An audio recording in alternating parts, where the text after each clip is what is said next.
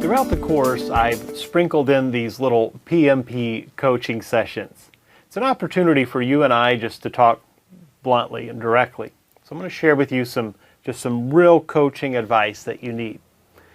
This first section, we talked all about the PMP exam. And as far as PMP coaching goes, I think one of the hardest things for people to do is to get started, to take those first steps, those first actions to move towards any goal. 6 years ago, I ran a marathon, and I was right at 5 hours. I mean, really slow, I know. I'm not bragging. I was just happy to finish.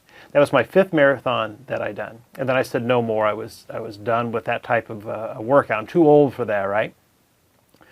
Well, I got fat, got depressed, got lazy, got old.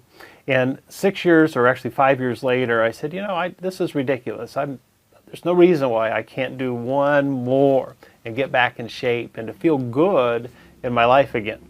So I started taking these little tiny steps to begin working out again, to lose weight, making small changes in my diet. But I had to start somewhere. And so over time, I was like, okay, can I just go for a fast walk and then jog for a block and then walk for a block and then run a mile and then 5 miles? And eventually I was able to run that marathon. In fact, it was 6 years later, but it was my best time ever. I'm 6 years older, but I was able to do it in 10 whole minutes faster.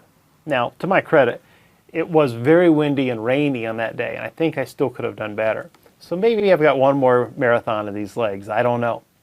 My point being isn't to brag about the marathon, because I certainly didn't win.